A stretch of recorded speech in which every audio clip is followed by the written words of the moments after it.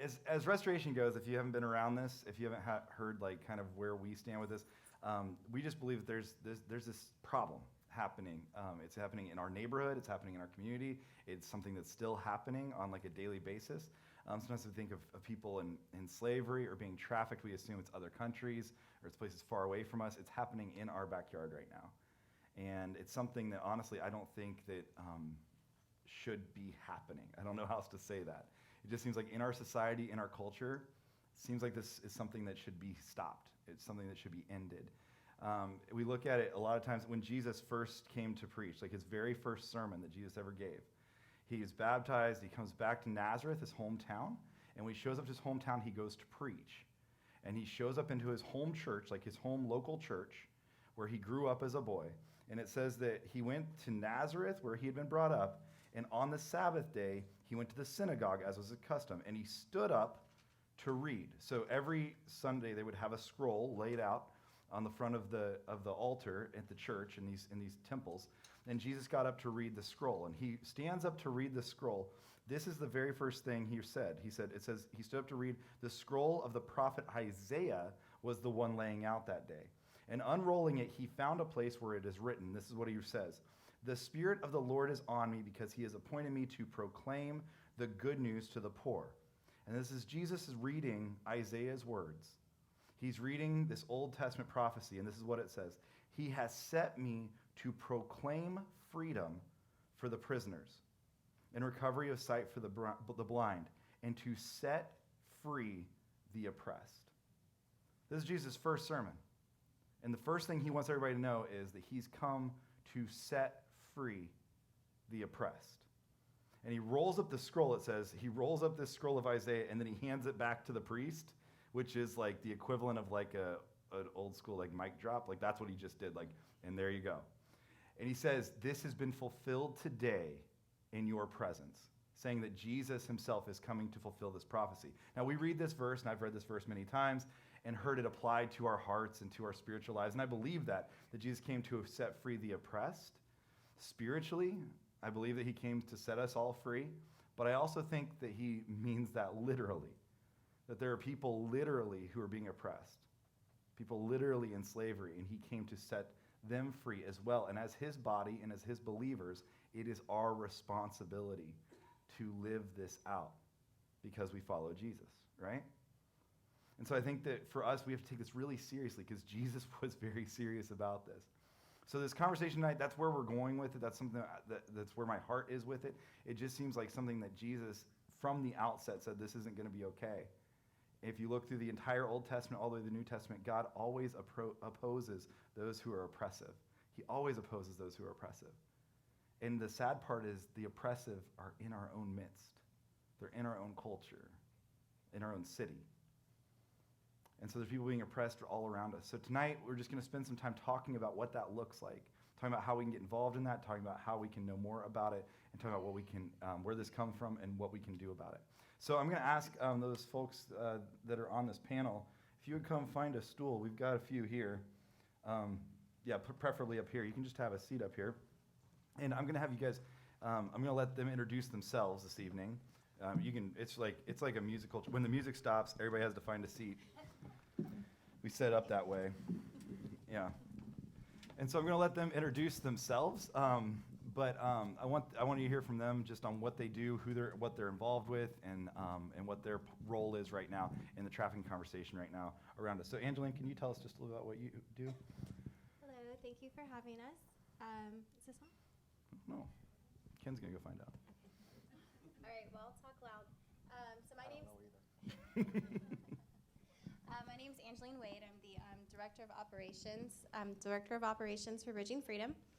I pretty much work with the girls, and I work in the office and handle all the operation ends of the everything that goes on with Bridging Freedom. So if you guys are familiar with Bridging Freedom, they're an organization we work with a lot here in Pasco.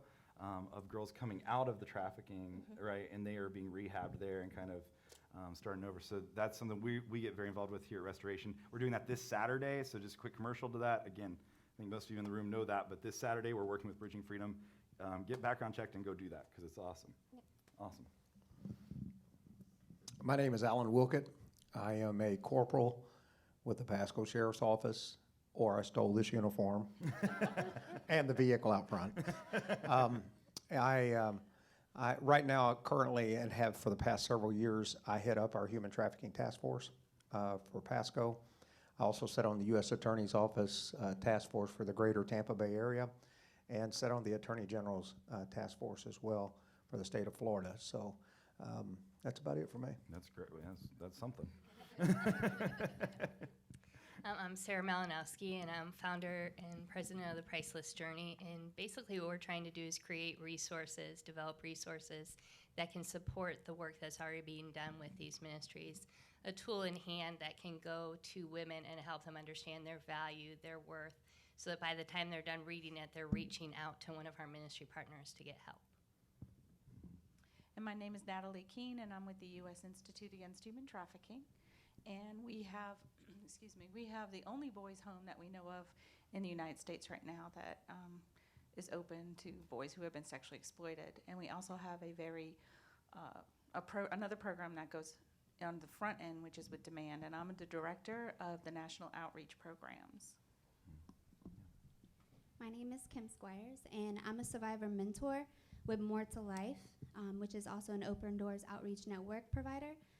So essentially what I do is I go in and I provide mentorship through a program. It's a curriculum that we use to help the girls rediscover their identity after being trafficked.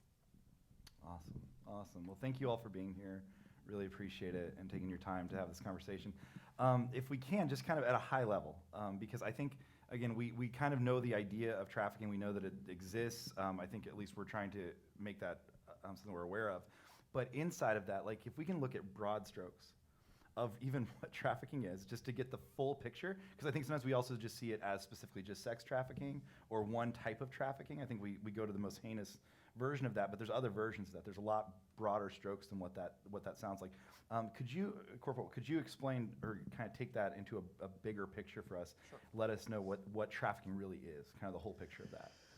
That's a perfect place to start is what is human trafficking? Because oftentimes there's a myth out there that it looks like smuggling.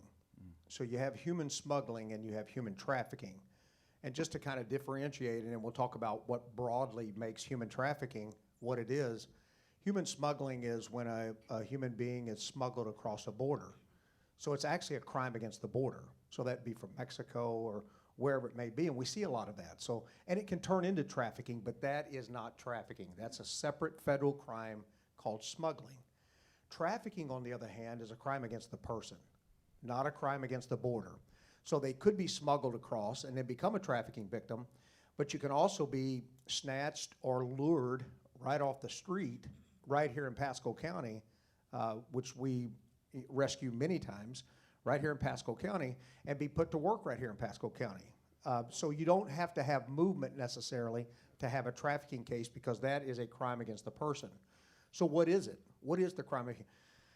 The TVPA, Trafficking Victims Protection Act of 2000, was the federal crime that kind of launched human trafficking crime in the United States. Now, we know human trafficking's been going on since the beginning of mankind, starting with the two first brothers. You can see the exploitation happen from the very beginning of time. But Congress in 2000 passed the TVPA, which kind of created the broad picture of what is human trafficking.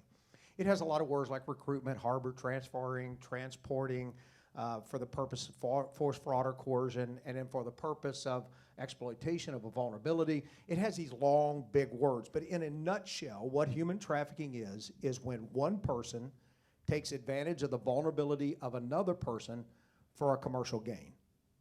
Very simple. So you take advantage of somebody else's vulnerability, their weakness, and you exploit it for a commercial purpose. You have the crime of human trafficking. And it falls broadly into 3, and I believe it should be 4 categories. And I'll tell you very quickly what they are. Number 1, involuntary servitude, which Florida doesn't really recognize. It kind of rolls it into labor trafficking, but the federal system does. Involuntary servitude is the house servant, the house slave, usually a foreign national, that is being exploited by a wealthy family or, dare I say, a politician. Yeah, I'm going to say some pretty straightforward things because It's okay to be honest. I am so close to retirement, it doesn't matter anymore. So, so I am not PC. I'm telling you right now, I am not politically correct. I'm going to speak very direct to you and very raw. So, and you'll hear it in the news media, the phrase is the undocumented worker. Yeah, that's a human trafficking victim. So that's involuntary servitude. Most of those cases we make are diplomat staff. They come from a country that allows house servants. They come to the United States and bring those servants with them, and it's illegal here in the United States. So that's mostly what we see. Forced labor, agriculture, construction, landscaping, Asian nail salons.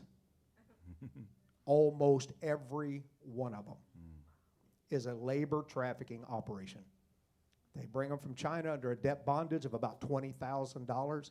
They're never able to pay it off, and they work long, slaved hours to try to pay off that debt and never do it. Almost every one of them is a labor trafficking, and many of us go to them.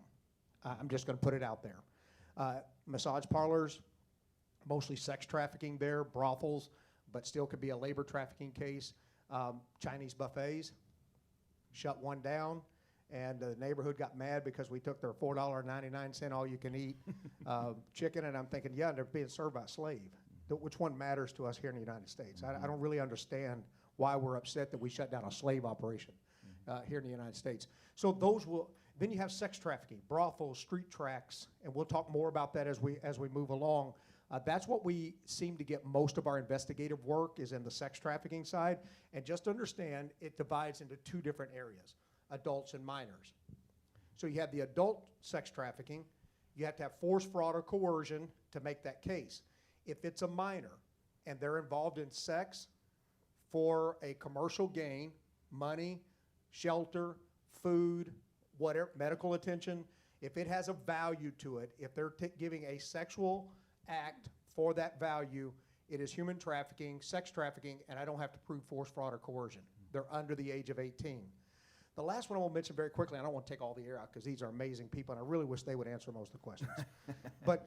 But the one that really bothers me, and I spoke at New Hope Baptist Church this morning about human trafficking up in Hudson as well, and I made this same comment. We have a fourth area that the United States will not yet recognize, although it's recognized on a larger scale, and it really bothers me because it's politically driven. The politics are keeping this, and we should all be reaching out and saying, this has to end. And that's organ farming or organ trafficking. We are seeing, and I'm going to tell you just quickly what I saw to give you a view. There's a barge setting out in the water. It's 4 or 5 high with cages. These cages were made out of bamboo. They were not metal cages, bamboo cages. I thought when I saw it that it was monkeys or birds or parrots that were being smuggled out of this Far East country and would be put out on the black market. But when the camera zoomed in on these bamboo cages, wrapped around those little bars were the fingers of little kids. And when I asked the question, and I'll tell you, I can't get this out of my head. When I asked the question, what is this for? And the answer stuns me to this day.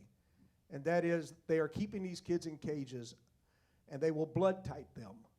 When somebody orders a liver, a kidney, or a heart, and they'll drag them out of that bamboo cage and harvest their organ out of their body.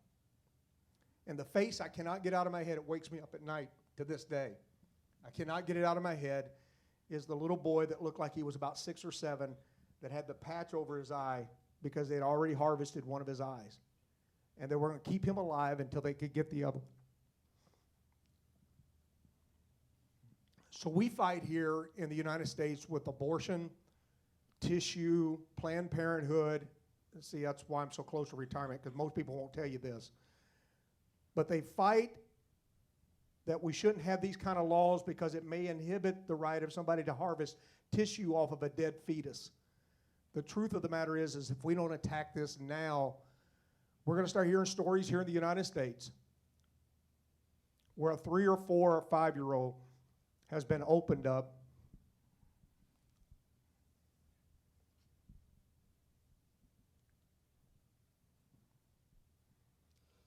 because of one reason, and that's to gain their organs out of their body.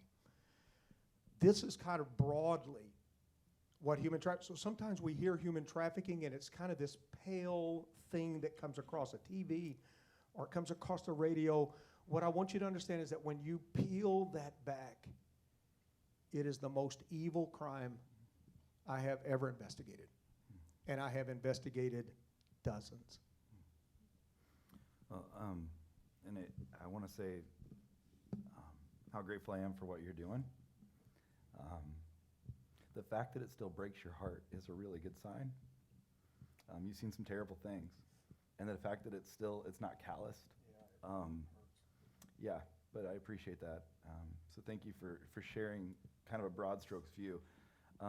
You mentioned that this is anybody exploiting anybody else's vulnerability. That's as simple as it gets, right? If you're exploiting their vulnerability for financial gain or for personal gain, that's what this really comes down to, kind of in its most basic form. Natalie, you were talking about that a little bit before in a book that you guys were reading, and kind of that understanding of like vulnerability, and that this is just people preying upon the vulnerability of people, and the church hasn't really stepped into that, and other people haven't stepped into that. Do you have anything you would add to that, or things you would say about that vulnerability piece? Being, again, at that broad strokes thing, I think that's something we need to understand, is this isn't just the microcosm of just sex trafficking, or just this one act of somebody being smuggled or grabbed at a Target and taken, whatever. That's not how this works. This is something that really is just people exploiting people, and what that looks like, and even how the church could be involved with that.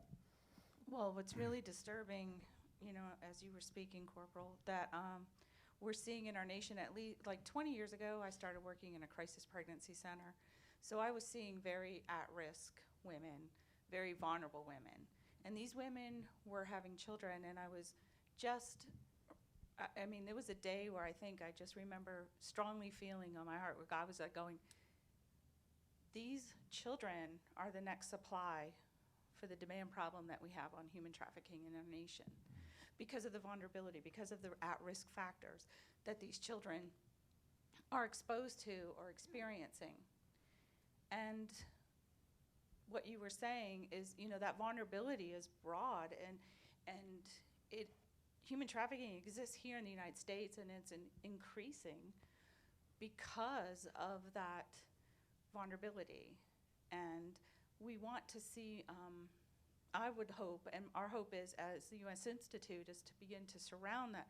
What are those reasons that children are ending up in this, or women are ending up in this, and how can we address that, which we'll talk about probably throughout the evening, so that we can make a difference, turn this around, and see an end to this once and for all. Yeah. But we have to do something, and it is the at-risk. The at-risk, again, we'll also talk about with the children, probably with this too. So. Yeah, and I think with that, one of the things that was mentioned is there's a few things that there's like industries, for lack of a better term, that really prey on this. We in Pasco County are kind of, and especially Tampa proper, we're kind of set up for some of those industries to become, like we're kind of made to be a hotbed for this, right? With agriculture, with industry of like tourism coming in, sports teams, all the kind of things that really go with this. We're kind of set up for that. What are we seeing right now, and any of you that know these things, what are we seeing right now in Pasco specifically? What's happening here where we're at? What's kind of the latest, I guess, state of the union of this area with trafficking? Well, I guess because it coming from Pasco, from a law enforcement perspective, just understand that the ILO says that there are 40.3 million victims of human trafficking worldwide today. And again, that's 40.3 million. And that's the International Labor Organization. They break it down into supply countries and consuming countries. Supply countries would be like China or Ukraine or Russia, especially in the mail order bride business. Some of those supply countries of that 40.3, and then there's the consuming countries. And if I showed you the map, you would see that the United States of America, the land of the free and the home of the brave, is the top tier consuming country of human trafficking victims in the world. And we're talking about $150 billion a year industry.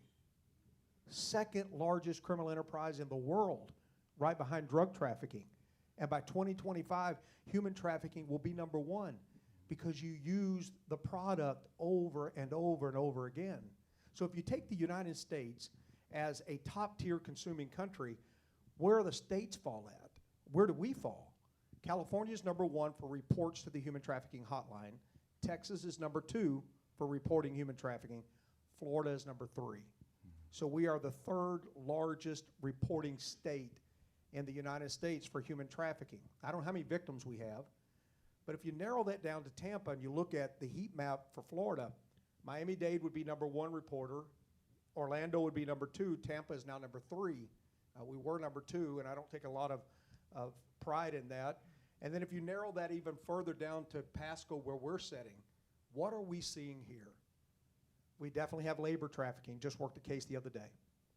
17-year-old Guatemalan boy, no family here at all, took him out of a restaurant. Labor trafficking. Debt bond is 17. No documentation, here all by himself. 17. We have sex trafficking. And just to put it into perspective, adult minor, right? We call it DMST, domestic minor sex trafficking. So that's the trafficking of a minor under the age of 18. We're rescuing literally dozens of minors in the Tampa Bay area. And may I say to you that the average age in the Tampa, now if you look at NCMEC and some of those, National Center for Exploited and Missing Children, and some of those, the average age they're showing at 15, we're seeing in the Tampa Bay area the average age is 14 that we're rescuing. And the youngest one that I've ever had the opportunity to rescue was 8. Put out by our own 2 uncles. Familial trafficking. So that's kind of what we're seeing in Pasco. We're seeing that full, broad span of human trafficking as we're seeing nationwide and attacking that. One thing I'm very proud of is the Pasco Sheriff's Office is probably one of the leading agencies in the state on fighting this. And it's because we have a sheriff who basically said to me, whatever it takes, knock this thing down. And we have an agency that's really supporting this. So I think you can take some pride in that. Yeah, no, I've been very impressed with how Pasco's responded to this, and you guys are all over it. Sheriff Naco himself is just, this is a big thing on his heart. And so we're grateful to live in a county where that's being addressed instead of swept under the rug. We're seeing that happen. And I don't know, Kim, if you have any thoughts on the vulnerability thing, I would love to hear your thoughts if you have any towards that, and just kind of preying on the vulnerability, how simple that sounds, but what really happens there. Yeah, so bringing it back to vulnerability, that was the reason why I was trafficked. I'm a survivor mentor because I'm a survivor of human trafficking. Ultimately, growing up for me, my story, I came from a very broken home. It was a single parent home. She was never there. And so there was a lot of physical, mental, verbal, sexual abuse. So I would go in and out of foster care throughout my entire adolescence years. And then leading up to my teenage years, I then began to act out because of all the pain that I was harboring inside of me and didn't know what to do with it. That would put me into residential facility programs, and I would continue to do those throughout my lifetime until I aged out of the system, pretty much. Aging out of the system, I just went back to the streets, no plan in place, nowheres to go, no loving hands, no mentor, no nothing. And so what did that do? That left me vulnerable once again. So I was homeless. And I experienced that a lot throughout my adolescence years too, as well, being a teenager. So it was really nothing new to me. But what that would do was one day, I went into a gas station, and then when I came out, that's where I met my trafficker, and he groomed me for 3 weeks. Grooming means that he allowed me to feel comfortable with him. He earned my trust. And let me tell you the first way that he earned my trust. He told me that I was beautiful. He told me that, after a couple weeks, he loved me. I'd never heard those words throughout my life. Like, how much do you tell your daughter she's beautiful? How much do you tell your daughter, I love you? Do you spend time with your daughter? Are you there for her? It matters. It matters. And so, you know what? When he said those words to me, that's all he needed to say to earn my trust. That was it. And I was trafficked for 6 years. 6 years of my life living through that, what he just explained to you. And I'm thankful that I'm here today to tell you that. But vulnerability left me in that place. Yeah, it's that simple. I mean, it really is. And I think, thank you for sharing that. I know that can't be a lot of fun to go back to, but thank you for sharing it. And I think when we think about that vulnerability, one of the things that we do, this is my opinion, in our society, is we put the onus on the woman who's vulnerable, or the child who's vulnerable, or the person who's vulnerable. We put the onus on them for saying, well, it's their fault for being vulnerable. And we don't put the onus on the person, this trafficker, or this, whatever it is, this person, whatever we want to call them, we don't put this on them. We sometimes forget that there's a demand side to this supply. There's no supply without demand, right? Like, nobody's making things people don't want. Nobody's selling goods nobody wants. There has to be somebody who's buying this. There has to be somebody who wants this. And we don't put a lot of onus on that, in my opinion. What we look at is the vulnerability of the person. And we say, well, it's their fault for being vulnerable. If they wouldn't have been so vulnerable, if they wouldn't have been so simple, they wouldn't have fallen into this. No, there's people out there who are buying this. There's people who are still investing in this on a daily basis. Sarah, we talked about that a little bit in your book. There were some guys that you had kind of come across who had realized that they were not just, they realized that they were on the problem side. And I think that's hard for us to maybe come to grips with. But I mean, I don't know if you can speak to that any, but I do know that was one of the cool things you kind of had a finding of, is there were guys that finally started to see, like, I might have been part of the problem. And it's just kind of a countercultural thing to realize that. But there were some guys that I remember reading through their stories and then finding that. Can you share about that at all? Yeah, it's still never easy to hear these things. My heart of compassion just really breaks for all these things. But it's, yeah, there have been times where my husband's a pilot, and he'll be in the cockpit, and he'll share the book with his captain or his co-pilot, and they'll read it, and they'll be like, I can't read this anymore. Like, you can't see me crying, and they'll give it back, or some of them will finish it, but it breaks them. Because the second you start reading someone's story, someone's testimony, and understanding that's someone's little girl, that's someone's granddaughter, that's someone's daughter, like, you placed yourself in a position to take advantage of that little girl and her vulnerability. And I would say to the vulnerability thing, like, as a society, we need to step up when we see it. When we see someone broken, when we see their head down low, when we see someone who's hurting, we need to step in as the hands and feet of Jesus. We need to take action. Like, that should not happen. We should be stepping up. We shouldn't be waiting until they get caught, until the trafficker gets caught. We need to step up with the words and the love and the action that says, this isn't who you are.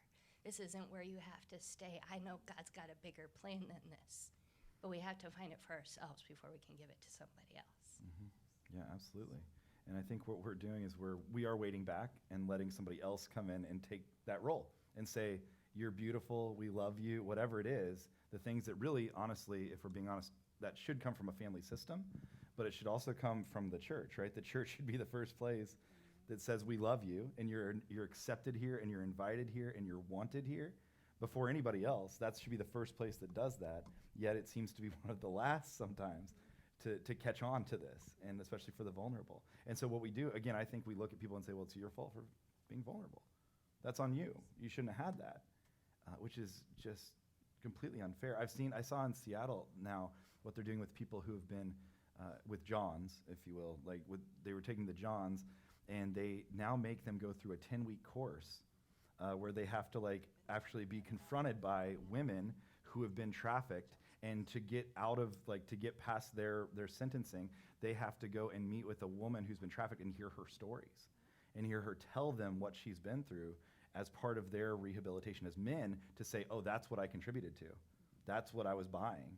And hear her stories and hear her testimony to that. And I don't know if there's anything else like that going on. I just know I heard it was happening in Seattle. Is there more? Go ahead. Yeah. Yeah, I know we're very familiar with that John School out there, and they've done a great job. They've led the way in a lot of things. In fact, one of the technology pieces that we have at the Institute is through Seattle. It's called Seattle Against Slavery. And just to address the buyers, and I know Corporal Allen can add to this as well, but we have, our technology actually does three things. Two of what it does is it creates a deterrence to buyers. We set up these fake profiles, and they're put onto the sex sites, and then there's this artificial intelligence that kicks in after the buyer begins to engage and runs its course, and then there's this paragraph that pops up at the end, which is on my phone, which I love showing people, but it kind of just goes something like, we now have all your information, you may or may not be contacted by law enforcement, did you know that buying sex could actually lead to human trafficking? If you want any more information or whatever, click here. So there's a way that they can click to our website, which takes them to a place that says, I'm a purchaser, I need help. So just alone there, we localize this technology as well right in our area. So it's just to give you some numbers and ideas of what's going on in just a very small, we know it's very small compared to what's really probably going on. We've had 500, and we've only been doing this about 7 months. We have about 545 buyers that have reached that point, and we call it deterrence because, of course, they disappear quickly on the website because we do have all their information, and they can click through on to I need help. But what's more important on this buyer side for the local community is that we also do these little impressions. We can identify, or the technology actually can identify with a 99.9% accuracy the profile of a buyer. And so these little impressions, little 15-second like conviction messages going out, really well done, almost like you were saying, what if your wife knew? What if this was someone, your daughter's friend or whatever, just to get them thinking, well, we can actually see that we've released over almost 1 million of those, but we have about 36,000 engaged every month with these impressions. But even more so is we can see that almost 13,000 have clicked through to I need help onto our website. That's just local. That's buyers going, I need help. So where they go from there, we haven't quite figured out the analytics from that point, but we will. But we know that from what buyers have said in surveys is that what would stop them from doing what they're doing. And I think the number one way is that they don't want to get caught, right? And then I know with law enforcement, what we love is that, you've said this earlier, we're not going necessarily after those that are being prostituted anymore. We're really starting to address and shift our mindset and go towards the buyers, because a lot of them really don't know what's going on. So it's really important that this message gets out. Yeah, exactly. It's not victimless, and sometimes buyers need to know exactly who the victim is and all that. That makes a lot of sense, and I'm glad you guys are doing that, because I just don't think we address that side enough. I think we address victims, we address even rehabilitation of victims. We love, that story, but the problem will continue as long as there's demand, right? That's just the way any economics work of any sort. As long as there's demand, there will be supply, and there are going to be people who find a way to supply that. Do you want to share anything else about the kind of the buyer side of things? Yeah, I always want to share something. So, because I have so much to try to get out in little settings like this. When it comes to the buyer, understand that there are 3 pieces that are necessary to make the crime of human trafficking happen. You got to have a victim. You have to have a trafficker, or one who markets the supply, if you want to use those terms, and you have to have the buyer. Those 3 have to be in place in order for the crime to get completed. So when we look at it from a law enforcement strategic standpoint, is how do we address the victim? How do we address the trafficker? And then probably on a more recent level, and I'm talking about the past 3 years, really beginning to target the buyer. So let me give you some of my opinions about a buyer. And again, they'll be very unvarnished. I believe that the buyer is as equally culpable for the trauma to the victim as the trafficker is. And I mean that. So I was in Tallahassee for 4 or 5 times this year testifying in front of the Senate on a bill that we were trying to get passed, which did pass, and it was House Bill 851. It's got some good stuff in it, but I want to go deeper than that. And one of the things that I addressed in front of the Senate was, what are we going to do about the buyer? So let me tell you my frustration. And I'll do this in just a little bit of a story of an operation that we did here in Pasco. I'll name names because, again, being this close, it doesn't matter anymore. So what happened is we had been contacted by a couple of state senators about going with us on one of our, I call them raids, because they just sound aggressive, and I like that. I was told by our attorneys I can no longer call them raids. They are compliance checks. Something that sounds softer, I guess. And so I still, when I get to settings like this and I think I'm among friends, I still call them raids. And so we were going to be going on this, and they wanted to go along because they said, if we're going to be dealing with legislation, let us see what's really happening. You want to see what's happening? Come right on. So I'll tell you who they were, and they're all great people, and I appreciate them, and I want to say that very clearly because they've really done some cool things this year. And I think they got a chance to see it, and it was impacted, which is what needs to happen. Senator Lauren Book out of Miami. She has her own book. She was exploited as a child, so she endured child abuse. So Senator Lauren Book, who was at that time the minority leader in the Senate, she went with us. Senator Wilton Simpson, who is from our area, kind of more over on the eastern side of our county, he went with us. Danny Burgess, who was a representative. Now he's the Director of Veteran Services for the state of Florida, but he was a rep at that time. And Amber Mariano, who is a representative in this area. So she went with us, and her dad is also a county commissioner. So, and he went as well, which was really weird, having a father and a daughter go, and they rode with me. Listening to the conversations after some of the stuff we saw between a father and a daughter, I was like, this is awkward. And so we took them and two commissioners, and I said, we're going to hit the SOBs. I love the look in church when you say that, because the church goes, what? You can't say that in church. Well, in Pasco, that means sexually oriented businesses. So it's a business license that we have. So these SOBs, these sexually oriented businesses, are It's a little bit of both, right? Yeah, yes, and I that's why I usually say it, just leave it. Yeah, I like it. But the church always goes, you can't say that, so I have to kind of call. So these are the strip clubs that we have here in Pasco. It's going to be Asian massage parlors. It's going to be the exposed barber shop out of Wesley Chapel, where you get the sexy haircut. These types that advertise as part of these, a sexually explicit advertisement. Used to be on Backpage, and now with that being shut down, they've moved to several others. So I took them. We went to a strip club up on 19, and we passed, our county commissioners passed an ordinance that requires the SOBs to have a conspicuous anti-human trafficking resource sign in their lobby that says, here's what human trafficking is, and here's what you call if you suspect it. We went a step further and worked with a survivor, and the survivor gave us some plain language on a sign, and we required that to be put in the dressing room of the strip club and in every restroom stall, because that could be the only place that victim is away from their trafficker, is in the bathroom. So we put a plain language sign and that's where my compliance check goes. I have the authority to go in and check those at any time. Now, let me tell you, it's good to have the resource. My driver for that, though, on my side, was it gave me the legal authority to move past the door.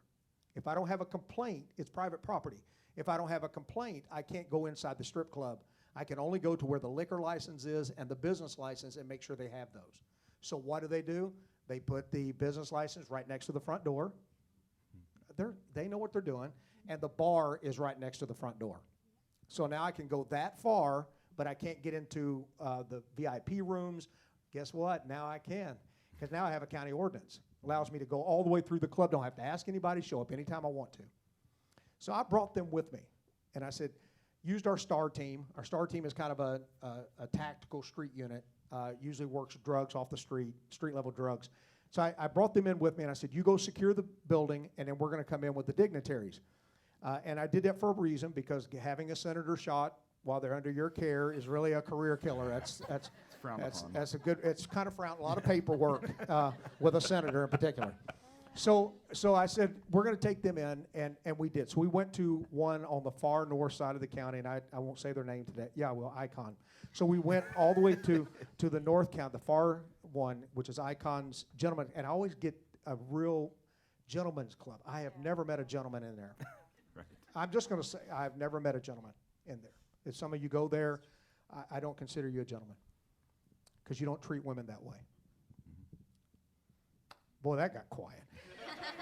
I'm going to start running tags when I leave today because it got way too quiet when I said that. So we went into there, and when we moved in, we went first to, and Senator Book and Senator Simpson are right next to me. If you've ever met Senator Book, she's kind of a small, petite, blonde hair, very beautiful lady, very well put together, dresses.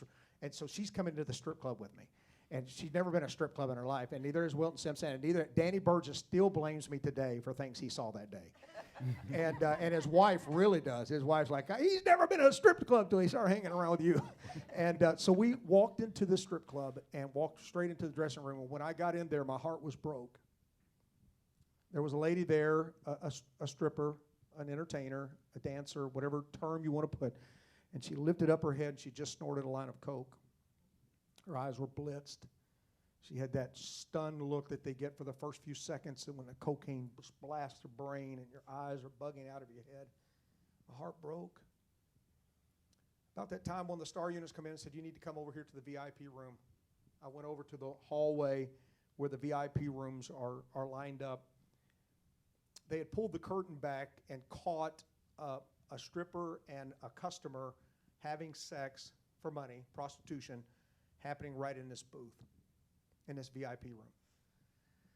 So when I get there, I look over my shoulder, and Senator Book is glued to me. She's coming to see what this is all about. And so she's right there with me, and they asked me, what do you want to do? And I said, you arrest that guy.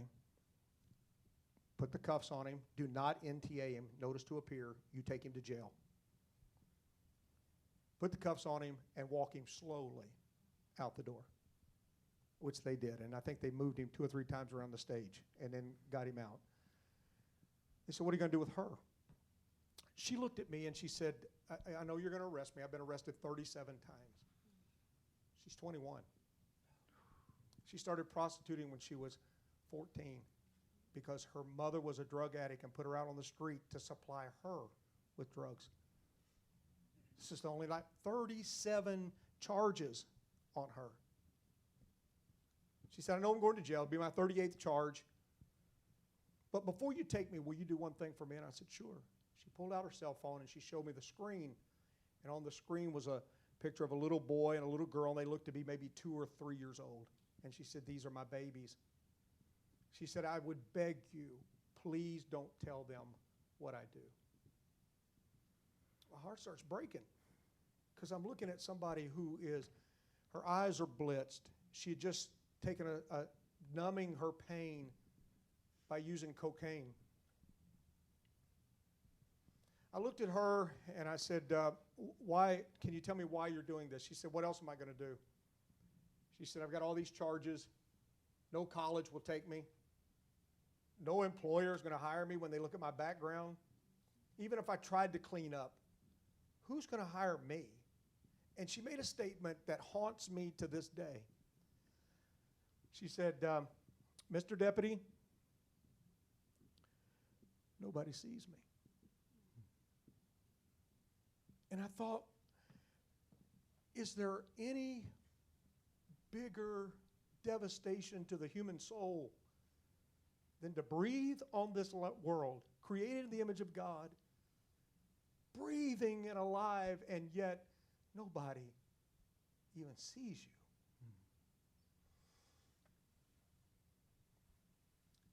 Look down at her leg, and right here on the inside of her thigh was this huge handprint, about the size of a big man's hand. By that time, I knew her real name and not her stage name, which is so condescending when you look at their Skittles and Snickers and lace and diamond, and just a piece of property is all they are, and this big handprint. And I said, who did that to you? What happened? She said, well, I was dancing on the pole just a few minutes ago, and a guy walked up and slapped me as hard as he could on the inside of the thigh and said, I'm about to get me a piece of that. You're going to arrest me, aren't you? I thought to myself then, how easy it is for us to just put labels on people so we don't have to see them. Slut, she's a whore, she's a chicken head, she's a tweaker. Label after label. Don't have to see them anymore. They're just people that are visible going down our streets, stepping into our 7-Elevens, and nobody cares because they're nothing but a whore. Let me tell you, I didn't arrest her. I couldn't. I said, you're a victim. We got to change the way we approach this. I walked out in the vehicle and grabbed this book. It happened to be a Priceless Journey book. And I said, you need to read this. I called some NGOs, and of course I've had some trainings now with Natalie and them. They're going to start going with me when we start firing these back up again, because I want to take them out and put them into the hands of people that can start providing wraparound services and picking them up from their desperate, broken places. We have an attorney right here close to us who will expunge records, get the records expunged so they can get into college. We've got to start, and I say this to the church now, we have to start looking at people, not for what they've done or what they do, but for who they are. If we really believe, and I almost said her name, if we really believe this young lady, because I'll tell you the thing that, again, one of those things that I saw Lauren Book, a senator, begin to weep. The stripper began to weep, and they reached over and almost instinctively started hugging each other. And I said, I'll never forget this in my law enforcement career as long as I live. I looked at a stripper and a senator with makeup falling on each other's clothes, what little she had left on, and Senator Book crying, a senator and a stripper. And I kept thinking to myself, if we could only see them. Oh, Zacchaeus, come out of the tree. Because there's someone who still values you because you are created in the image of God and you have worth not for what you do, but for who you are. I think for many of us men, and I'm going to generalize, I'm going to just over stereotype this as much as possible. But one thing that I hear when I hear stories like that is I hear that whole thing happen, and I think, but if there was no man there to buy that from her, if there was no man in that booth who was willing to pay her for that, if there was no man who was going to come up on stage and slap her in her thigh and say, I'm going to get some of that, if there's no man doing that, there's no strip club. Nobody's going to run a business that doesn't make money, that nobody's coming to. And we drive down, Dale Mabry or streets like that, and I mean, it's every other building, isn't it? I mean, it's crazy. My wife, she can't help herself. Like, we drive by there, and our kids will be in the back seat, and she'll see somebody walking through a parking lot, and she'll be like, "You're a creep!" And like, the windows are up, they can't hear her. And our kids are like, "Who's a creep? What's going on?" She's like, "Don't worry about it, kids." She just can't help herself. She can't take it. But I think that there's a reality is if men were not doing what they're doing, there's no reason that women would be doing the things they're doing. Again, I know it's over stereotyping gender roles in that, but there's still a reality to that, right? That if these men are not showing up to those clubs, I don't know men in this room, I don't know where you're at with these things, and I don't know the men that you have influence over. That's the bigger thing. Who are the people, who are the kids that you're raising up, or the people that you're mentoring or whatever, that you have influence with to have these conversations? Because if men are not doing that, women do not have to do what they're doing. That's just as simple. For me, again, if the demand is gone, the supply will be gone as well. Yeah, and let me just build on that for just a Sure. second. I want Angeline, she hadn't even talked yet. So but just to build on that, there are two drivers to human trafficking, especially sex trafficking. Two drivers. Every case I've ever worked, and I've worked, I don't even know what the numbers are now, but in every single case, there were two things in the peripheral. Number one was drugs. Always drugs. Typically hardcore stuff, opiates, opioids, some cocaine, a little bit of meth every once in a while, but you get the hardcore stuff.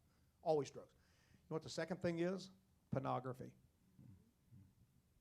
And I saw a statistic the other day that almost 70% of American men consume pornography on a regular basis, or from time to time, and then a little lesser on a regular basis.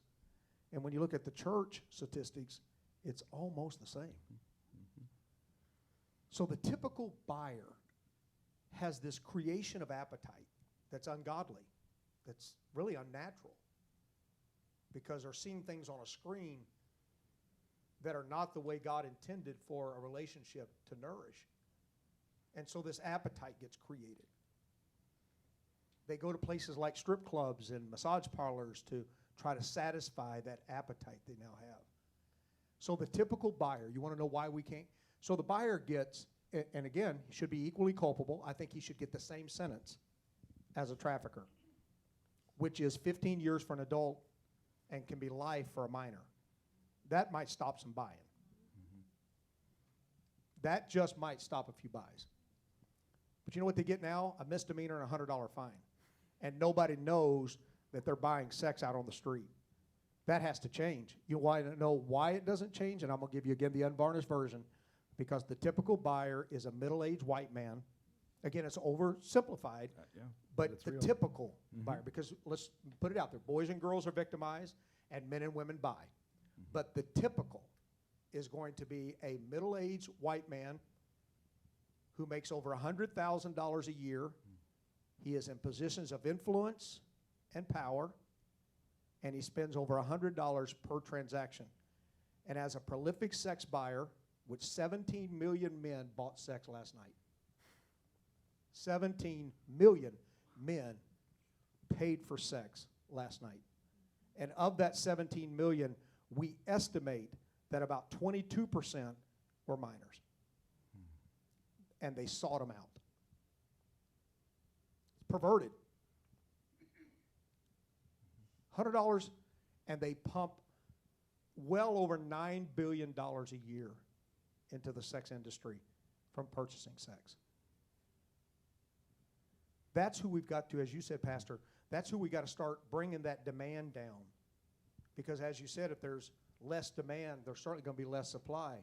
And so demand reduction becomes critical. Yes, we need to take care of the victims. And yes, I still want to kick down doors of traffickers and take them to prison. Absolutely.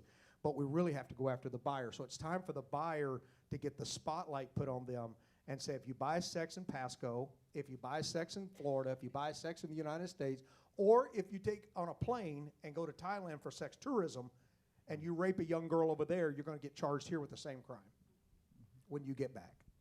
That's what we got to do to start attacking that buyer side. Yeah, no, that's amazing. I did not know that. That's crazy. Can we talk real quick, and I don't want to shift gears too quickly if you guys have more thoughts on that. I would like to talk real quickly about the supply side, and I don't mean that in like a thing, again, I know it sounds harsh, but we have this idea. I think our media kind of plays up this idea that, like, again, you're walking through Walmart, you're walking through Target, your daughter just gets grabbed by some random man and runs off and you never see her again. And that's kind of, I mean, like, we all have this Liam Neeson moment, then we assume that that's what you're going to do, and I have a specific set of skills and all that. But that's not really, like, I don't think that's not the normal case. And I want to, first of all, kind of put people at ease with that, but also to be honest about what is the normal case, because it's much more heartbreaking than that, actually.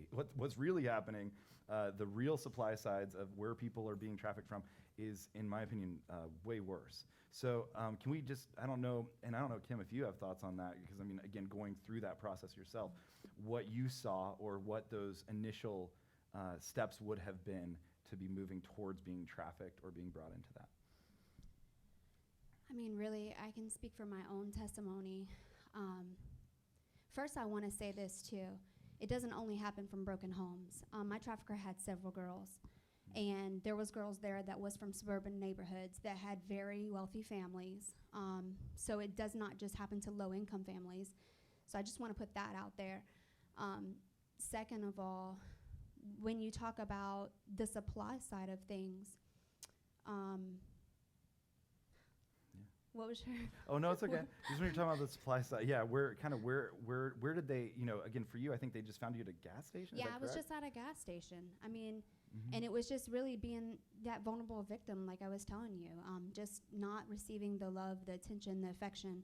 I want to piggyback off of something he even said. I mean, how many faces do you think I saw from the time I was a little girl to my mid-20s? How many faces do you think I saw?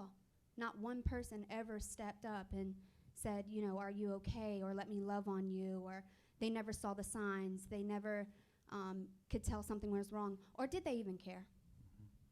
do you even care? Mm-hmm. That was my vulnerable. Like, I was vulnerable to be trafficked because there was no one that showed signs that they cared. And I think that's where a lot of our victims, they're not from movies like Taken. They don't just run up and grab our girls and shove them in the back of the van and take off with them. Like, that's not what they do. They carefully groom them, like I was telling you. They earn their trust. I mean, I've seen them wait out girls for month after month after month, maybe even a year sometimes. They learn the patterns. I also want to put out there, like, do you know where your kids are staying the night? Who? What? Kathy's house? Who's at Kathy's house? Who's her brother? Who's her uncle? Who's her dad? Like, who's all there? Like, there's so many different perspectives and aspects to this whole trafficking piece that you really, being educated is the most important thing, and that's what we are all trying to do here tonight, is to make sure that, if you have questions, just ask, because there's so many different perspectives from it of why girls are trafficked. They're never just, I haven't saw it here in America where they're just shoved in the back of a van. They're just carefully groomed, and they're very vulnerable. Yeah. So places where they can be groomed, places they can be sought out, are the places that they're most vulnerable, right? So, like, I know one of the things we've talked about is even digitally, we're seeing this become the case, right? Through apps, through even just gaming consoles. Just really simple conversation is where this begins, through social media. Social media is big. Is getting really big right now, right? Like, are you guys, I don't know, any of you can jump in on that, but what are we seeing right now with that? Yeah, go ahead. So I work with these girls, and I've heard all their different stories, and most of them are kind of like Kim's, where they needed some love. And one of our girls, who's been with us the second longest, hers was because her mother wasn't feeding her, and she, just because they didn't have money. It wasn't that she didn't want to. I guess she was disabled. So she left looking for food, and a man took her in and said, I'll feed you, you can stay here. And then he ended up trafficking her. So there's different ways than just them not looking for love. It was looking for self-preservation. And she has that mentality of self-preservation still to this day. And I have 2 points I'd like to make. Go ahead, yeah. Okay. Yeah. So when you're looking for girls, it's not, they're not going to tell you, I'm being trafficked. It's not going to happen, because a lot of them don't identify with it. They see it as self-preservation, or a lot of them have trauma bonded with their trafficker, and they see that as a trafficker's taking care of them, and they're just helping them. One of our girls actually said that, like, I'm just helping him. He's helping me, I'm helping him. And it took quite a while to get her to realize, no, you're being trafficked. So when you see a really angry child, something's not right. If any of you are a teacher, or my daughter has told me about some of her friends that kind of see, or not friends, but people in her school, it makes me think now, like, something's going on at home. But the angry child, like you were saying, to not, don't put labels on them. There's something going on. I can tell you every single one of the girls that have come to Bridging Freedom are angry because of what they're going through. So connect with that girl if you have the ability to, and start asking her questions. She's not going to come out and say it, but let her earn your trust, and let her see what it's like to truly be loved by someone. Our girls, 2 of them that have been around the longest, that I was on campus a lot more, and I've earned their trust. And I love them, and they love me, and I love all of our girls, but I'm in the office more, unfortunately. But when I earned their trust, they started telling me their stories, and they're heartbreaking. But now, because they trust me, and they trust their therapist, and they're able to realize I am being trafficked, and they're getting away from it. So when they leave our program, I pray that they won't fall back into it, because we can't, once they leave our program, we'll stay in contact with them. But, so the other point that you were about social media is a very, on a personal level with myself. My daughter, I have a 13-year-old, and her social media, or her Instagram, is hooked up to my phone. So she has it on her phone, but I have it on mine. If anyone wants to know how to do that, if you don't know how to put multiple accounts, I can show you. So she got a message on Instagram Messenger, and it was a boy asking, hey, how are you? And I said, I'm good, who is this? And he says, I said, do I know you? And he said, no, you don't. And I went off on him. So I said, this is her mother. And he said, oh, my bad. But so it's a simple little thing. But the reason I have that like that is not only because I know from what I do, but also my daughter's best friend. She knows what I do. I had just been at her school speaking. It was that day that we were at Tomlin. And the next week, her best friend was at our house, and my daughter comes in, and she's like, you need to come in here. And I go in there, and she's bawling her eyes out, her friend, and she's just a mess. And a boy had been messaging her. She's 12 years old at this time, forcing her to send pictures of herself, completely naked. It started out with being a little, she wanted the attention, and she felt so guilty about that, and he grabbed onto that and kept forcing, saying, if you don't do, I also looked at his friends and saw that he was friends with lots of their friends at Tomlin. So that's how she kind of gained, like, okay, well, this guy knows my friends. So he started saying, if you don't send me more, I'll send it to all your friends. So that's how she got trapped, and she didn't know what to do. And so my daughter said, if you don't tell your mom or my mom, I'm going to. So she ended up breaking down and telling me what happened, and the cops came to our house, and we got it all. She's 13 now, but she has to live with that guilt. And thankfully, it didn't go any further than that. But social media right now is huge. My daughter hates that I don't let her have Snapchat and Facebook and all that stuff. She's lucky she has Instagram, but that's because I can keep an eye on it. But check your children's phones constantly. Keep a parental control on it to where you can turn off and on their apps at night so they can't be using them at night. Maybe even when they're at school. I don't know, whatever you feel comfortable, but that's definitely a huge thing right now is social media. So. Yeah, absolutely. Next month we're doing kind of the same type of thing with some awareness thing on just social media, just for our own sake of what it's doing to our brains as we talk about this renewal series and what we're doing with our own minds. But it is terrifying. Yeah. What is possible. And she's the child's at my house all the time. She knows what I do. The reason I was saying, she was just heard a whole issue on it at her school. So the children know about it more than we're probably aware, but they're so naive that they don't realize they're falling into that trap until they're already there. So if you try to talk to them, they're like, I know about it, but they don't until it's too late. Yeah, absolutely. Yeah, go ahead. Yes, please. So one of our boys was recruited through gaming. And just to add to that, he did not know that he was being used. He thought that he was voluntarily being a part of this till there was another boy brought into the home.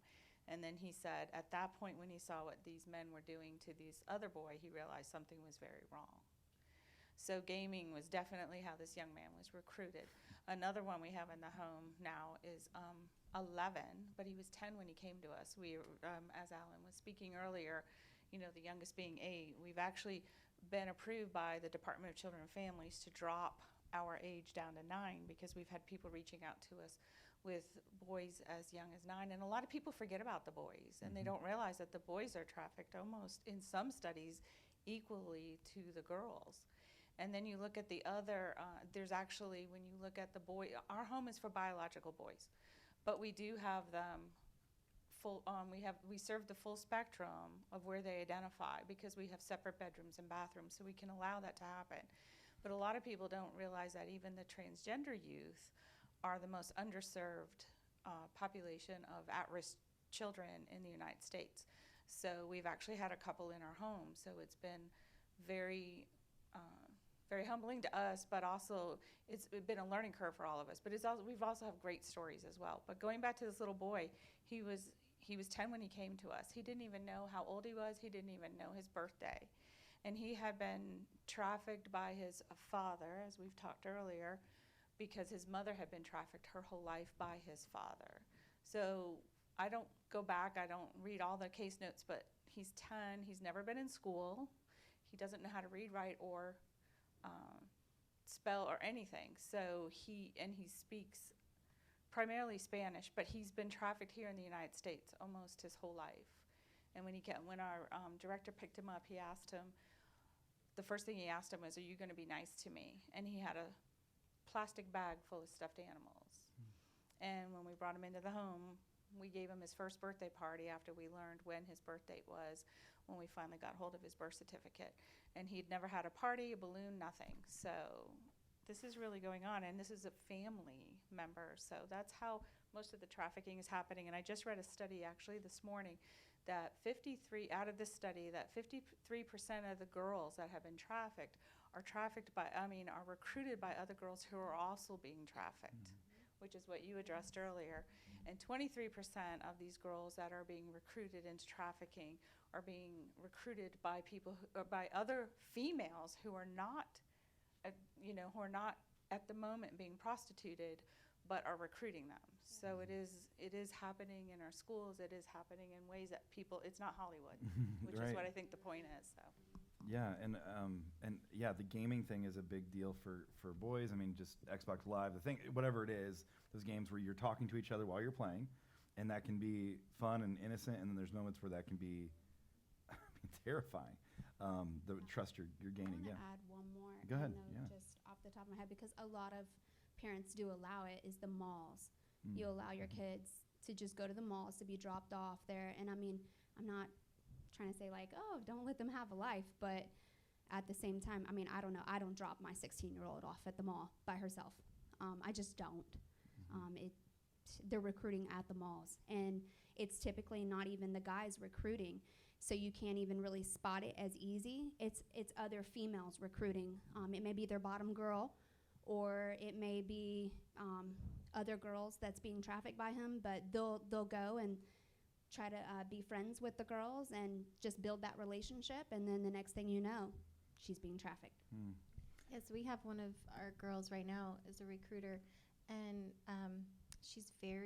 most of our girls are rough and tough and pretty mean until they get to know you, then they lighten up. And but she's very soft-spoken, very quiet, very put together, and so I think with her being the recruiter, because she's just has such a nice presence about her, and so they're smart. Yeah. Now, on the practical side, because there are some things, I know we talked about this at one point, Corporal, that there's some, specifically, if we can just get into nuts and bolts just real quick, there are some apps specifically that are just no, like just don't even, and they're apps that like no kid needs, like just to be honest, they're not apps that are necessary for life, but they're apps that there are some that are encrypted, there's some that are just more used for this and could be much more detrimental. Do you have any of those you could elaborate on? There's Ask, there's the Ask FM and those things we talk about, WhatsApp, all that stuff. So as everybody has said very well, and I won't spend much time there, that a lot of the recruiting and the grooming, not all of it, because it still happens out in the real world, the analog world, but a lot of it is moving online. In fact, we're starting to estimate about 60% is starting to move over to that digital world, whether it be gaming systems, apps, social media. So social media has three areas. There's synchronous, asynchronous, and no synchronous. Those are the platforms that are out there. So you have the synchronous, where you have to get permission from each other, like Facebook. There is asynchronous, which is like follower type platforms, LinkedIn, or I'm sorry, Twitter, and some of those where you just follow. And then there's the no synchronous, which means you can be completely anonymous, and you just post to these walls anonymously. That's where you get a lot of cyberbullying, sexting, things of that nature. That's going to be like your Ask.fm, your Yik Yaks. Those are going to be the ones that are out there. So you can kind of get into this world of apps, but let me just kind of cut through the chase. When it comes to messaging systems, kind of the old messaging, you have Messenger on your Apple phone, or you have the Google, whatever they call it. I think it's very inferior to Apple, but that's just me talking. So I know that lost some of you didn't. So, but the point is you have this messaging system, and that's a pretty open messaging system. You can merge calls, you can merge people into it. But what they like to do is they like to move over to these private ones. So the one that was big was Kik. So Kik was a big one for a while. Kik is old news, though. That's old news. So if you're just learning about Kik, you're already about 3 years behind. So Kik was kind of a closed messaging system. Servers are in Canada. Hard for us to get search warrants to get conversations. If your kid ends up missing, you know they're on Kik. We have no way of getting it. They will not give us that information. Very difficult to get that. But they've moved from that. They went to WhatsApp. So WhatsApp was a big one. And WhatsApp is encrypted from end to end, closed messaging system, encryptions from end to end. But at least you had to have a phone number on each side to communicate back and forth through WhatsApp. So now they've moved from that. So if you're coming into WhatsApp saying, boy, I'm on cutting edge, you're late. Because now the one they're starting to move to is Wicker Me. So Wicker Me is a encrypted end-to-end, and yet there is no phone number attached on the other side. It's just a username.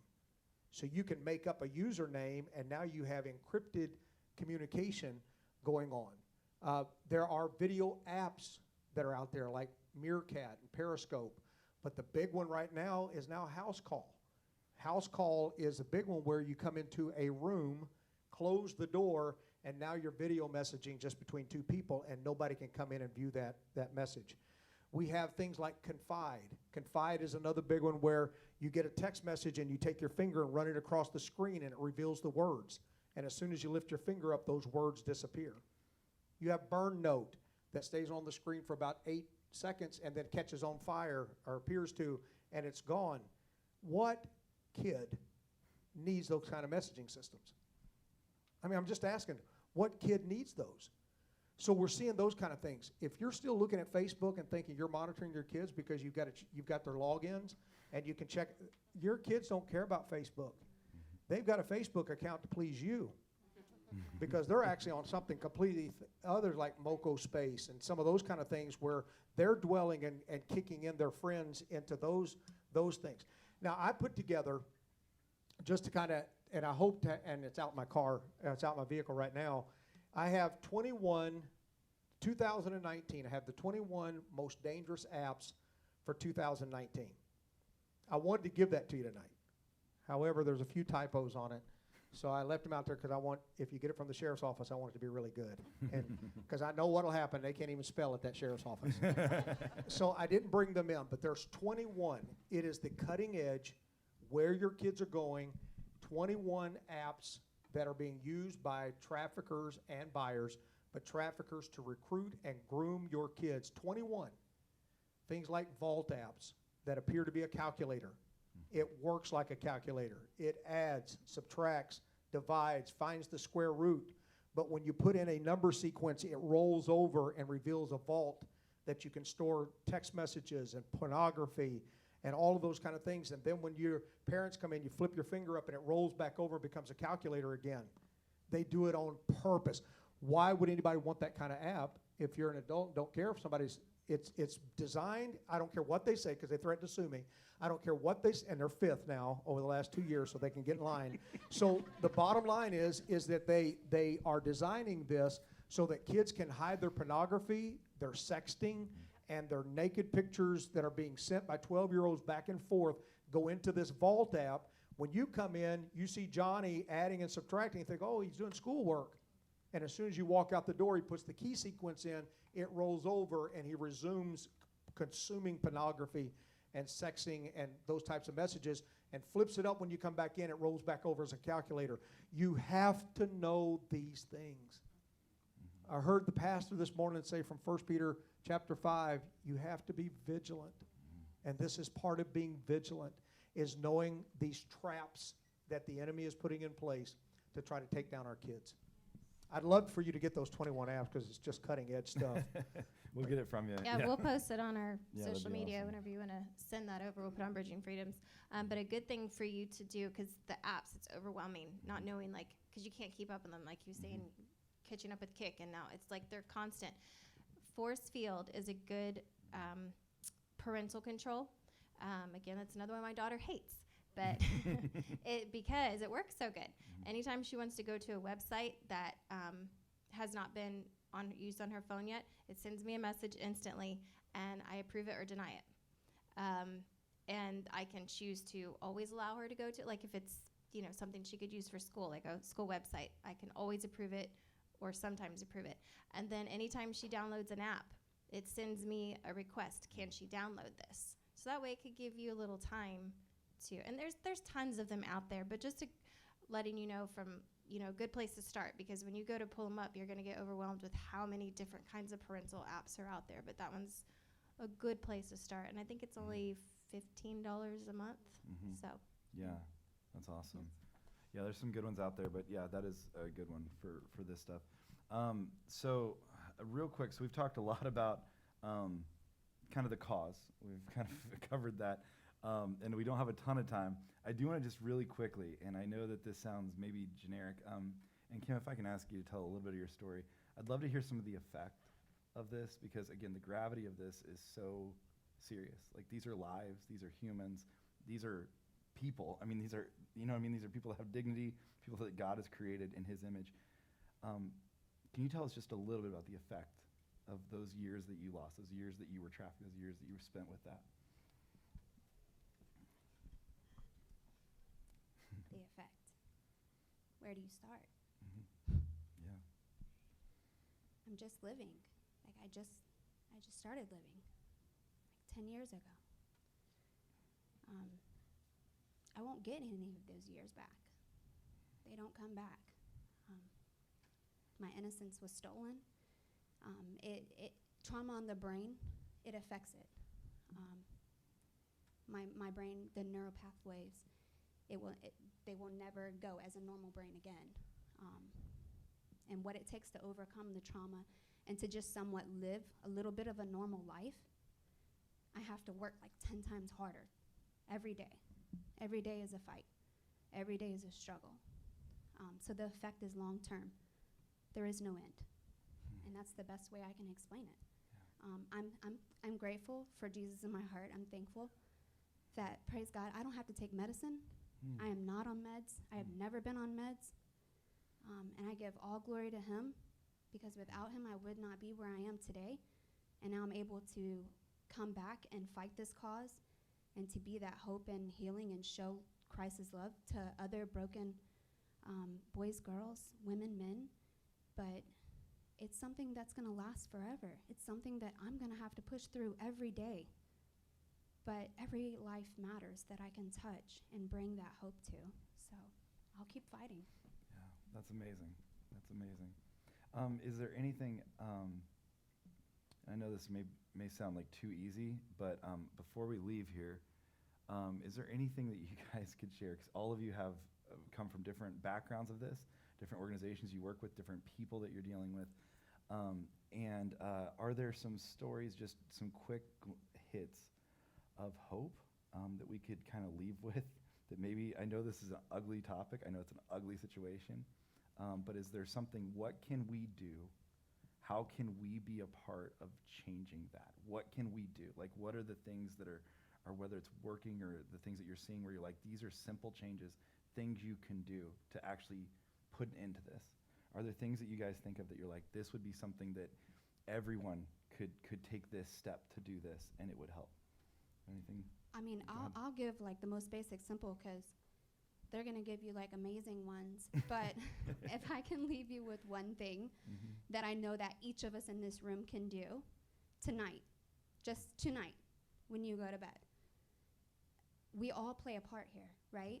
We all have something that each one of us can do. So I'd ask you to just prayerfully consider, like, asking God, what can I do? What is my part?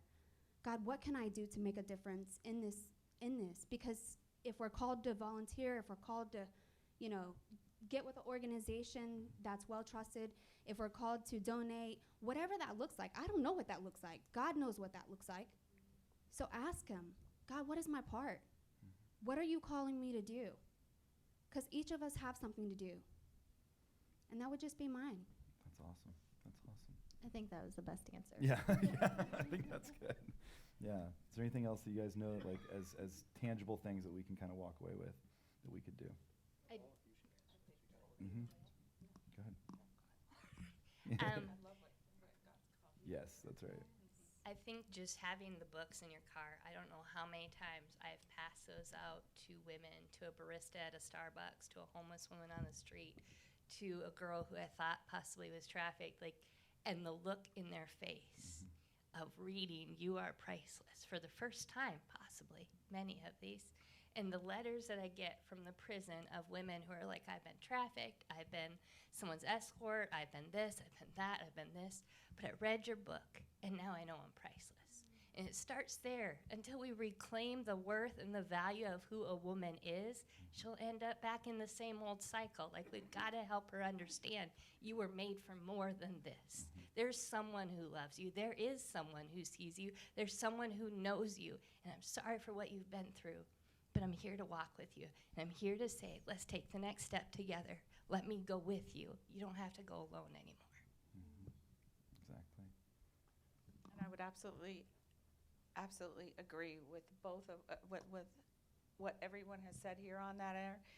And when I speak with women, they say the difference, the transformation that comes is when they feel that people see them for who they are and not for what they've done, and that we can believe in them, the same belief in what we walk out in our life with our identity, who we are in Christ and love, and we can speak into their lives as well and meet them. If we're talking about the victims and the survivors, they have needs.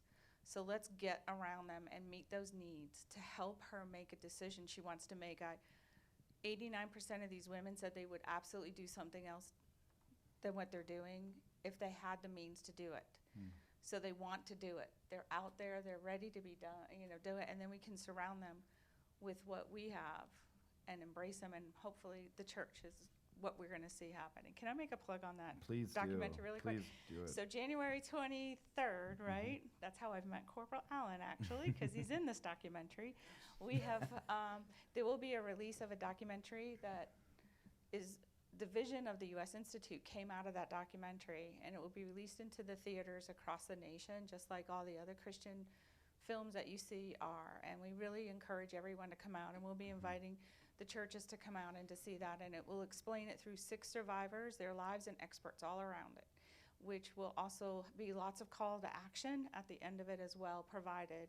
And a curriculum will come along too to teach us even more about what we can be doing to not only the front end, which we've talked about, ending demand, but take care of, I believe it's going to be a humanitarian crisis when demand dries up, because you have all those that have been affected by it that are going to need help. So it's going to give us an opportunity as the church like never before to be the solution. So I'm really excited about that. So Can you say the date on that again? And January what's- 23rd, and we'll be letting you know when Yeah, that's going to go okay. on. So we have Corporal Allen is in our documentary, as well as a couple of other local survivors. That's why he's retiring. He's getting ready for the big screen. He's going to have to Second travel career. for interviews. We're so excited about the And the opportunity. next career is coming. Yeah. Yeah. They're already putting it on screensavers. That's right. What is it called? Does it have a name? Oh, yeah. Blind Eyes Open, which is after Oh, Isaiah okay. 42:7, Okay.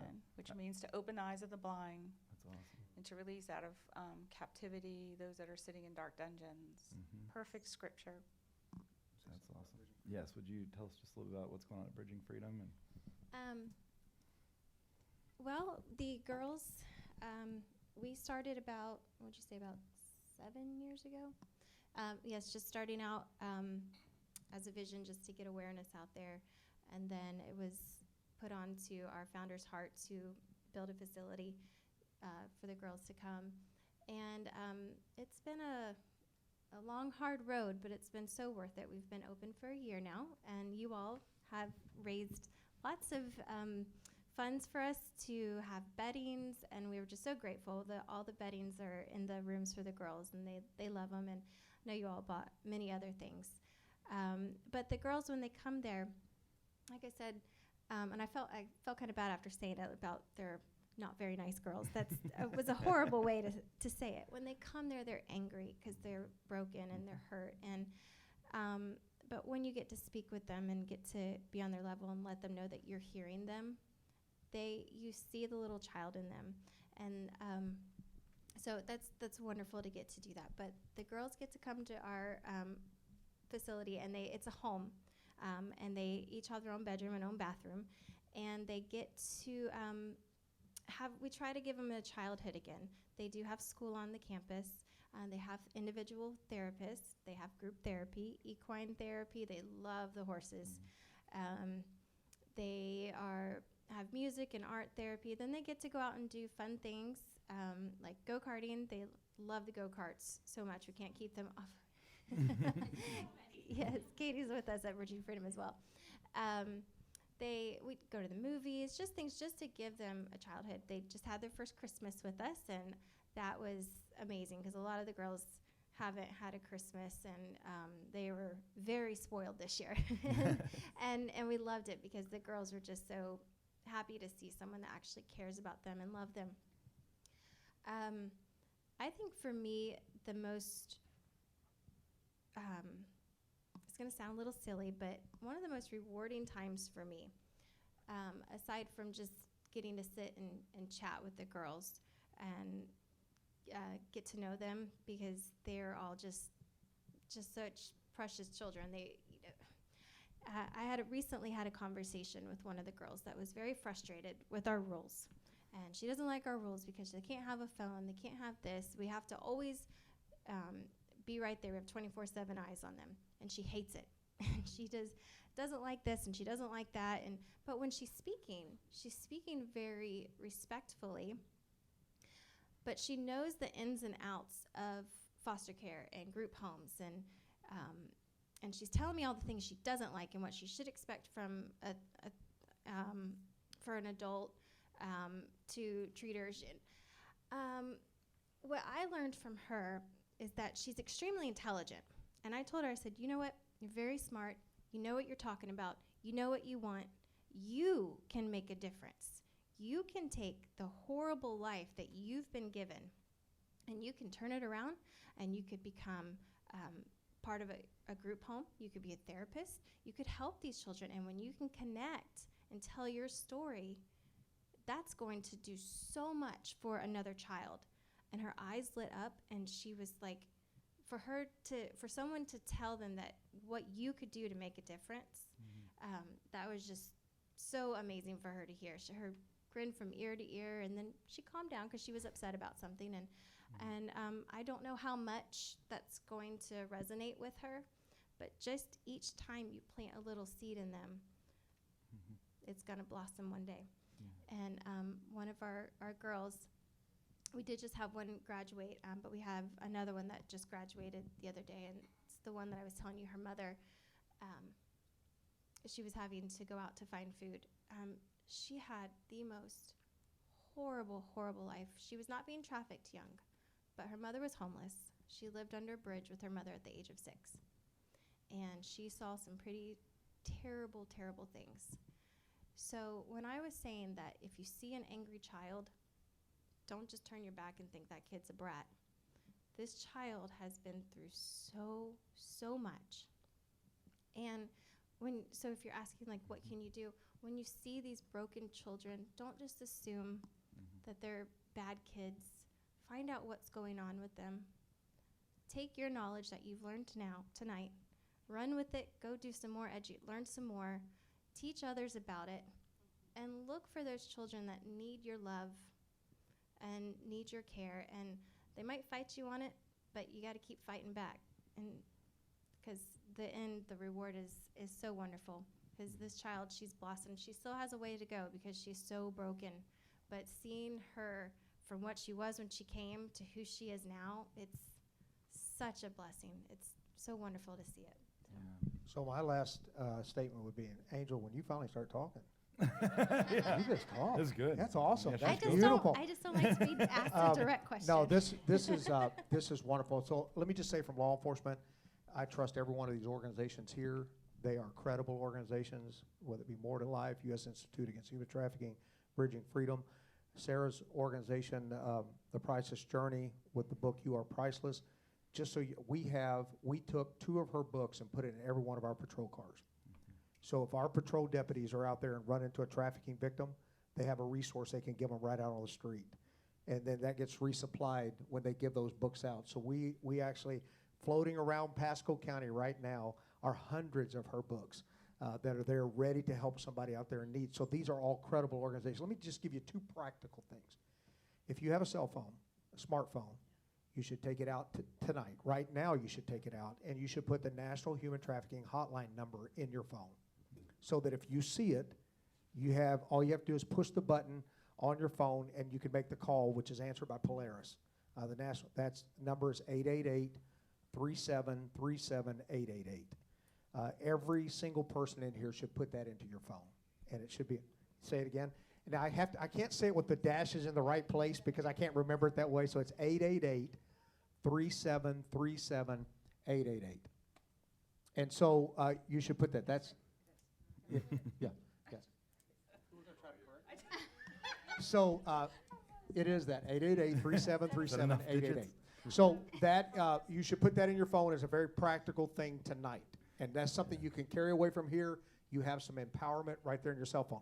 The second thing I would say, and I would say this, Pastor, to just all of us. I'm not going to tell you the story about the 12-year-old boy in the emergency room, but I will tell you that what he said to me was one of those shaking moments, because what they're really asking, and Kim, you hit this so hard, and it just, again, it kind of broke my heart again tonight. These kids want to know, or adults want to know, can I really trust you? Everybody in their life has bailed on them. And the only person who has proven themselves to be faithful to them is their trafficker. Because they'll beat them when they get home if they don't bring enough money in. They'll strangle them. They'll take a ball bat. They'll roll them up in a piece of carpet and beat them with a ball bat like the ones out of Treasure Island did. All of these things are happening, but at least they're there. They feed them. They give them transportation. And they will tell you straight up, when you start to go in to help them, whether it be a strip club or we rescue them from law enforcement, they will tell you, I can't trust you. Nobody in my life except for so the church and those of us who are positioned to help them have to prove that we are more faithful to them than their trafficker. Mm-hmm. And you don't do that overnight, but you do that by consistently pouring into their lives. These organizations are not fly-by-nights. They're not the ones that stand up for a moment or two and promise all kinds of things and then disappear the next day. They have proven track records. And so we need to be able to point them to people they can actually trust. Scares me to death as law enforcement, because I have organizations call me almost every day and say, hey, can you add me to your list? I can take 2 people in my house. No, you can't. No, you can't. I heard a message last night about feeding the hungry. So I got 2 spare bedrooms, and so when you rescue one of these off the street, I'll put them in my, no, you won't. You have no idea what has just happened. Find those proven places, pour your support into them, and as a church, let's be more faithful to them, non-judgmental, and faithful with them to the end. I won't bail on you. You may run from me, but I'll never run from you. It's a message they have to hear. Yeah, absolutely. Well, let's pray together before we head out of here. And yeah, as Kim said, I think that's where it all starts. Jesus, I thank you for tonight. I thank you for the chance just to come together and have these conversations.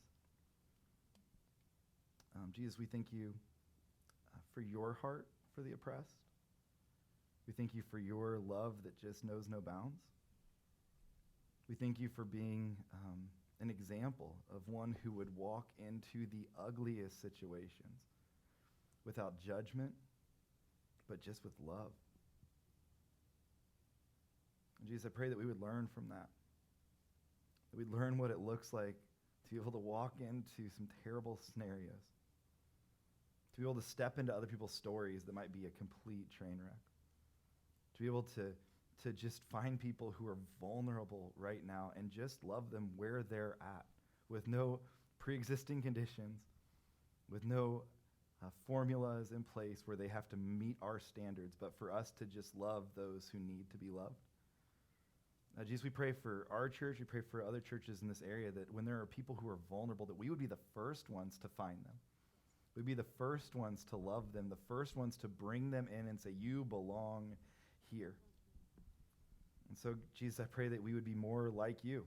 At the end of the day, we would just be more like you in the way we love. And so I thank you for each person on the stage. I thank you for their work that they're doing, that this is difficult and heart-wrenching work. I thank you for what they're doing. I pray that you would continue to bless their work, that you would be a part of their day-to-day, There'd be moments where you're moving and you're speaking and you're doing work that they couldn't possibly do with the people that they're working with.